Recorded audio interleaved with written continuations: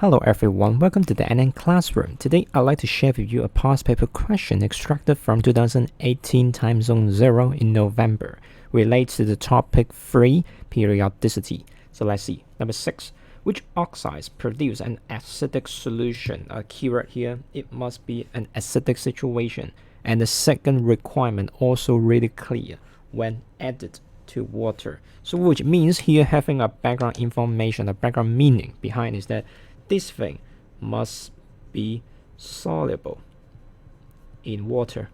Otherwise, if this thing is still acidic, but if it is not able to dissolve in water, still we cannot choose that oxide to be our choice, right? So with this perspective, you can see already the first one. Yes, true, we know that aluminium oxide is a very famous oxide. We call it amphoteric. So that means both acidic and basic. So surely acidic is okay, but the thing is, do aluminium oxides dissolve in water? No, sorry. Aluminium oxides, and also with the friend of it in the same option, silicon dioxide. So this is known as quartz. So quartz is a very important material in sand, and also using it to make glass, right? So this is quite impossible for these two guys to be soluble in water, although we know that silicon dioxide is also acidic according to the periodicity trend that we have learned, right? That beyond aluminium, normally those oxides for non-metallic oxides, in this case a semi-metal oxides, will be acidic, and all of the metallic oxides will be basic. So that's why in this case, although, yes, true, aluminum oxide is going to be acidic, and same for silicon dioxide, but both cannot be dissolved in water. So that's why when you add water into it, you cannot predict that these two will form an acidic solution because they are not able to dissolve in water.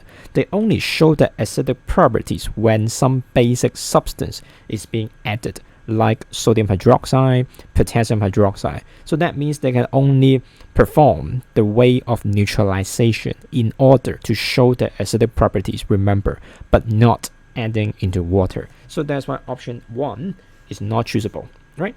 For 2, obviously this is going to be true because we have learned from the equation, right? The oxides of phosphorus are all we call non-metallic oxides, right? So these are all we call non-metallic oxides. So these non-metallic oxides, first of all, they must be acidic following the periodic trends, right? So acidic, right?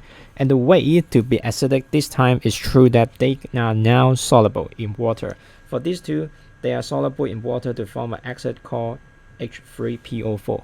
Phosphoric acid, a really famous triprotic acid. 3 protons are ionizable, although it is still a weak acid, right? So that's both P4O6 and this friend P4O10 are soluble in water to make into phosphoric acid.